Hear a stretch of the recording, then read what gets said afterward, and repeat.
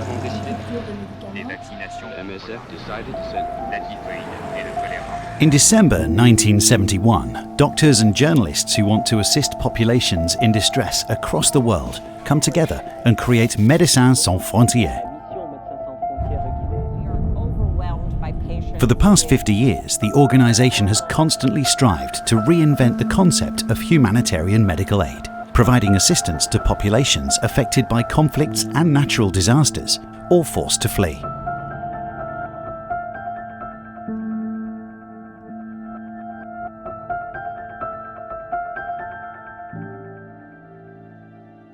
May 1970. An earthquake strikes Peru, and a group of French volunteer doctors decide to go to the country. They know each other because several years before they'd worked together for the Red Cross, assisting people in Biafra during the Nigerian Civil War. On a besoin de la solidarité de tous, et depuis le Biafra, mes amis et moi, nous sommes restés en contact, et l'association Frères des Hommes, qui coordonne les secours pour le Pérou, a fait appel à nous, car nous sommes déjà entraînés et déjà habitués à ce genre de travail.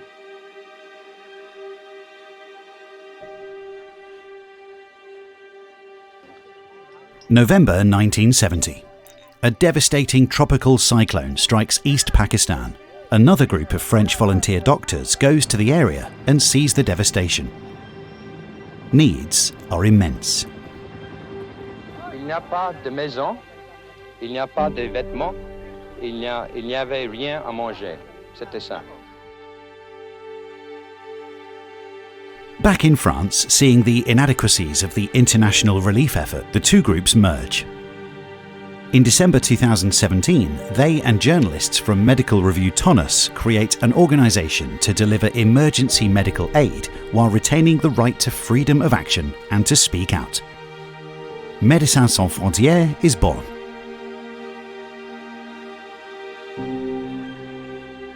Throughout its history, MSF has never abandoned its commitment to assist victims of natural disasters.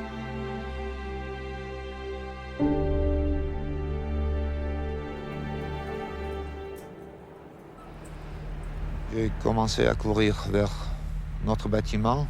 J'ai vu que le bâtiment n'existait plus. Bon, puis, enfin, j'ai perdu toute ma famille, ma femme et mes deux enfants. 7th December 1988. At 11:41, a powerful earthquake strikes Armenia. The shockwaves are intense. The Spitak region is in ruins and many people are dead.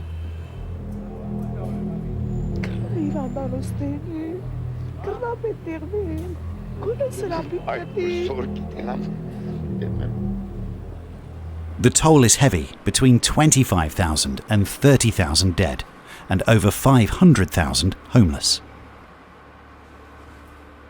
C'est la première fois que l'Union soviétique fait appel à des pays occidentaux. Difficile d'énumérer tous les pays, toutes les organisations humanitaires qui offrent leur aide à l'Union soviétique. It's also the first time MSF responds to a disaster of this magnitude. Nous ne pensions pas qu'une organisation non gouvernementale comme Médecins Sans Frontières pouvait être amenée à intervenir en Union soviétique et travailler dans les conditions dans lesquelles nous travaillons. At the height of the Cold War, these events lead to a kind of humanitarian truce. MSF's international volunteers are able to go to Armenia, until then closed to Western aid, and provide psychological support and perform minor surgery.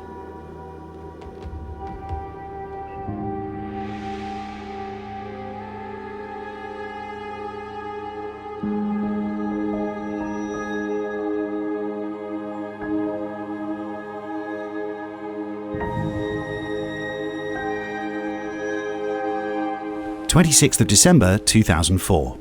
An undersea earthquake in the Indian Ocean triggers a 30-metre high wave that batter the coasts of several countries in Southeast Asia and East Africa. 250,000 people lose their lives.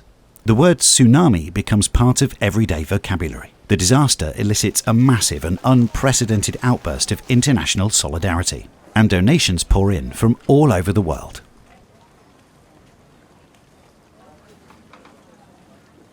Différentes organisations se retrouvent à vouloir travailler au même endroit pour la même activité et on se retrouve à se battre un petit peu, à faire du planter de drapeau et c'est ridicule. Planting a flag to stake out a claim is not uncommon practice among NGOs wanting to justify their presence and the funding received from institutional donors. Obviously, the needs are colossal and the reconstruction effort demands immense resources. But there's less need for medical aid because most of the victims are already dead. For an emergency aid organisation like MSF, it's crystal clear. Donations intended to help tsunami victims exceed needs. In an unprecedented decision, the organisation announces it's suspending fundraising, a declaration that sparks public controversy.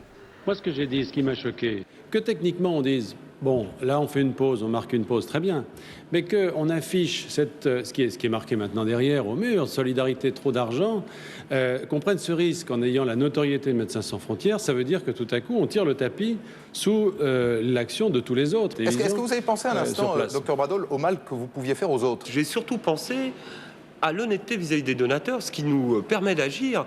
Et quand on a assez, il faut avoir la franchise et l'honnêteté de le dire. Notre association a eu l'honnêteté de le dire parce que sinon, demain, les gens ne nous feront plus confiance. On n'en profite pas de l'émotion des cadavres de l'Asie du Sud-Est pour remplir les caisses et après redistribuer ailleurs. Notre maison ne fonctionne pas comme ça. To what extent should emotions be played on? How to mobilise donors, appeal for their support while explaining the limits of the organisation's action. During natural disasters, these questions are raised by many NGOs. Communicating without instrumentalising is a delicate balance to strike.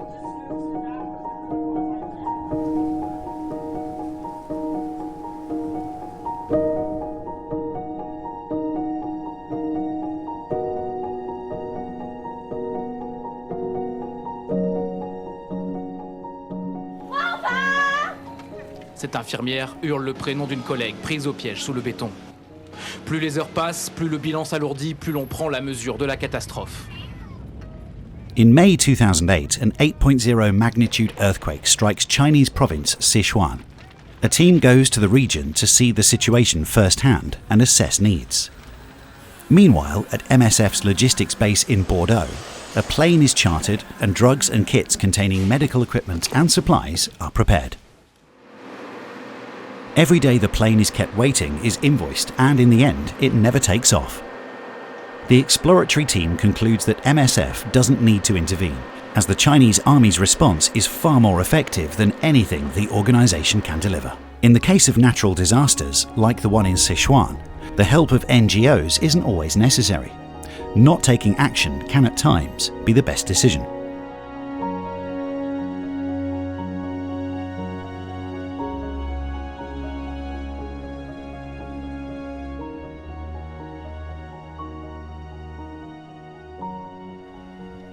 January 12, 2010. Nothing but ruins. The day after the earthquake, Port-au-Prince and part of Haiti are a spectacle of desolation. Il y a une secousse. Le rez-de-chaussée, il est complètement détruit. Après, c'est la première étage et puis la seconde.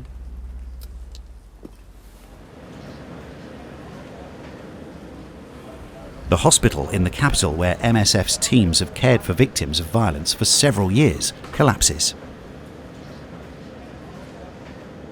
Bon, en fait, après le séisme, l'hôpital étant effondré, il fallait rapidement trouver un moyen de prendre en charge les patients. Comme vous voyez, on est sur la cour, c'est un espace rapidement aménagé, avec pas du tout de confort. Patients are lying on the ground, the luckier ones on pallets. After an earthquake, international rescue teams arrive too late to save the lives of people trapped under rubble. The emergency team's mission is to treat the injured, and 300,000 people in Port-au-Prince are waiting for medical treatment. Health facilities are in ruins and the local authorities don't have the resources to take care of them. Given the urgency, the MSF teams try to operate on what's left of their hospital. Ça va mieux avec les calmants là? Encore mal? Ça fait mal. Teams and equipment are dispatched, but it's difficult to get them in. The one landing strip is intact, but the control tower has been destroyed and the airport is rapidly saturated. The US military takes charge and gives precedence to their planes over those of aid organizations who are struggling to access the country. Les autorités américaines qui nous ont pas laissé et qui nous ont pas donné les autorisations pour ce pont que nous poser aujourd'hui. Demain, donc, il y a un convoi qui partira donc de République dominicaine pour passer la frontière et ce qui nous permettra donc de pouvoir commencer à monter donc la structure. Là, au milieu. The inflatable hospital can be set up very rapidly. On va avoir la tente de triage urgence. Ici, on va avoir une hospitalisation. The teams work around the clock.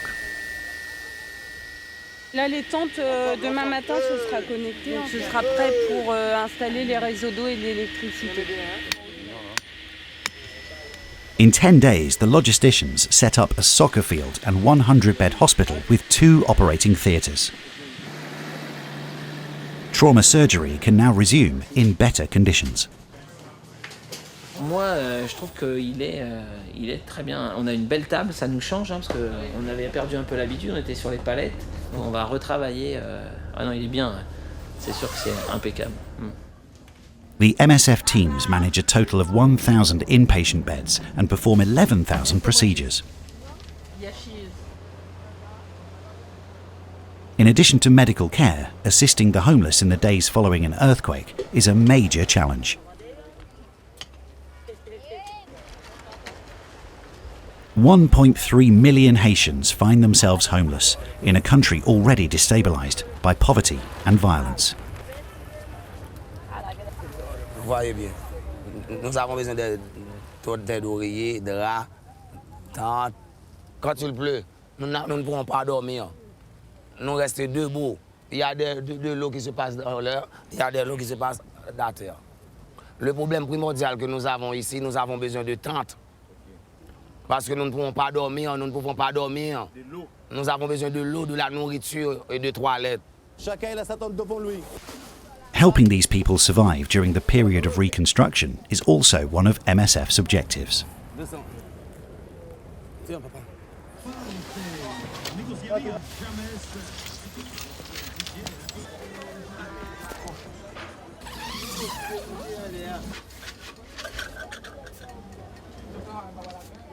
C'est normal que nous, on est angoissés. On est angoissés, il y en a des problèmes de pensée, des problèmes de sommeil. Ça, c'est tout à fait normal. In the aftermath of a natural disaster, MSF also offers mental health support. Les premiers moments après une catastrophe naturelle, il faut informer les gens. Il faut informer les gens qu'ils ne sont pas fous, même si ils ont certains symptômes de stress. On retrouve aussi les enfants qui sursautent à chaque bruit. C'est comme s'ils ont envie de courir. Il y a des enfants qui ont des sensations de tremblement, c'est-à-dire qu'ils tremblent continuellement. C'est comme si le tremblement de terre persiste. Pour l'enfant, c'est comme si ça persiste toujours. À chaque fois, il tremble, il dit qu'il sent qu'il tremble.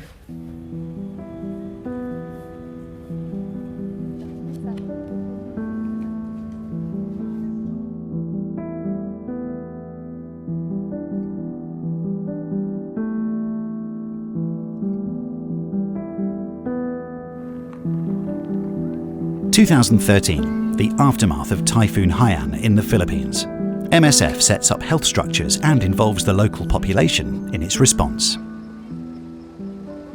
Vous avez ici les premières distributions. Donc la responsabilité de MSF a été d'expédier ces kits d'urgence depuis la France ou depuis Dubaï. La distribution que vous voyez ici se passe sous la responsabilité du conseil de quartier qui a identifié les familles qui étaient les plus dans le besoin. It's often actors already on site, civilian or military, who are best placed to deliver aid and where it's most needed, because access can be a challenge for foreign NGOs.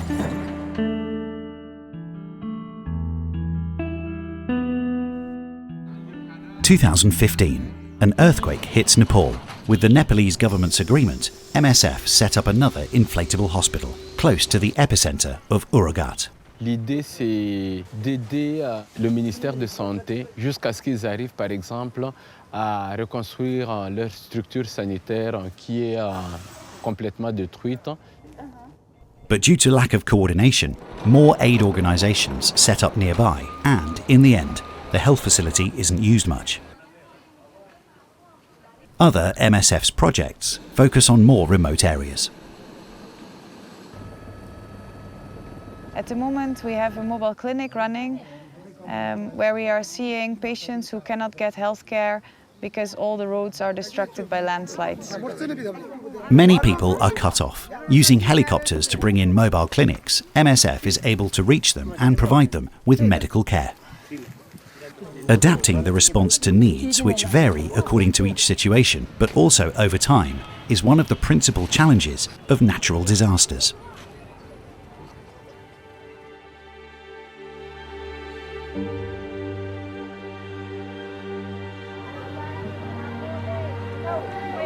With the development of local response capacities and the nature, frequency and intensity of natural disasters evolving as the climate changes, how can emergency humanitarian action retain its relevance?